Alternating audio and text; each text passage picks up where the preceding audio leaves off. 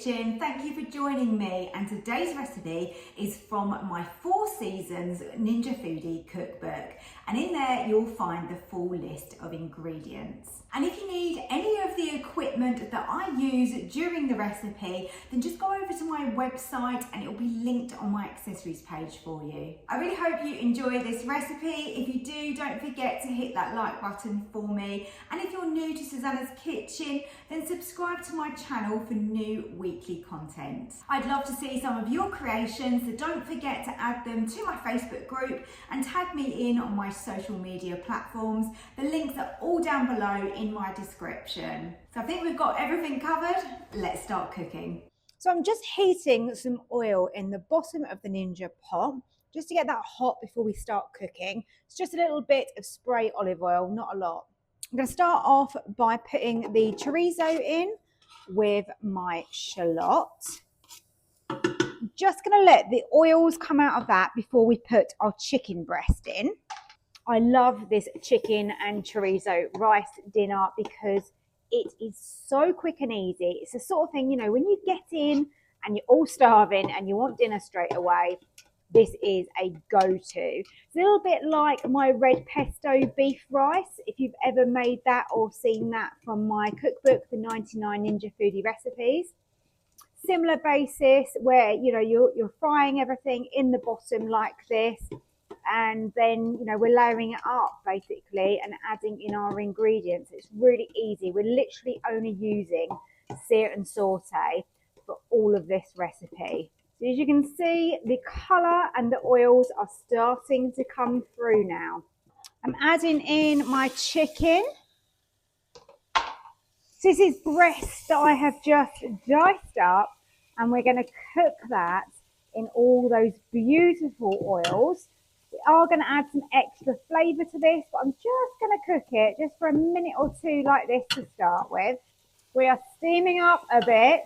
You want to keep everything moving just to avoid it catching on the bottom. There's plenty of oil coming out of the chorizo, so that's kind of stopping any sticking, which is great.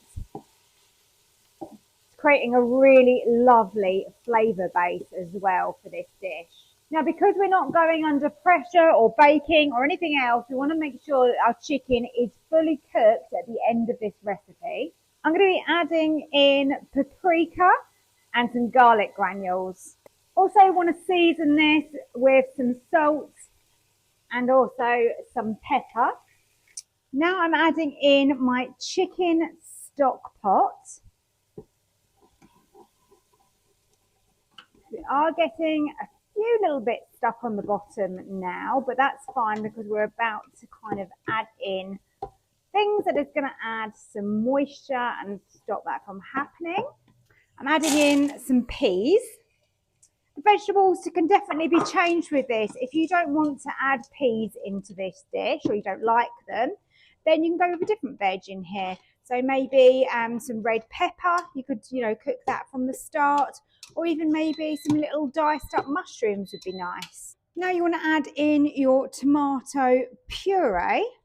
Now I'm going to add some water, which is from a recently boiled kettle, just to give us a little bit of a sauce, because we've got that chicken stock in there and we've also got that tomato puree. And we're going to add the rice in. Here goes the rice. And now I'm just going to break this rice up and stir that through. As you can see, once that rice is all broken up, even though the rice is cooked when it goes in, it still seems to absorb some of that liquid that we've got in there. And obviously we don't want it too dry, you know, we want it to have some sort of kind of saucy texture to it. That looks just about right to me. So our chicken is cooked through. Our chorizo has released all of that goodness. We can turn off the SEAR and SAUTE. And I'm going to top that with some cheese, and I'm going to grill that and serve that. And the nice thing about this is I'm making this for 2 people, but you can make this for 4, 6, 8, because it is just one big pot. Obviously, everything's going to cook a little bit slower the more you've got in there, but it is most definitely doable. Okay, so cheese on the top, it's up to you what you use. I've got some cheddar here that's grated, and you can add more or less if you want to. You could go with parmesan if you prefer, or even mozzarella would be lovely. I'm going to close the lid and I'm going to get this onto grill. Here we go, it's been grilled. Now that looks absolutely delicious. What a fab one pot meal. Sear and saute and a quick grill at the end. All served up, ready to go for dinner. Look at that beautiful, quick meal that's made in the Ninja Foodie. We're going to enjoy this tonight with a glass of white wine. So yummy. The flavours are amazing because I've given it a try already. I hope you've enjoyed this recipe. Don't forget to hit the like button for me. Subscribe as well to Susannah's Kitchen if you're new here.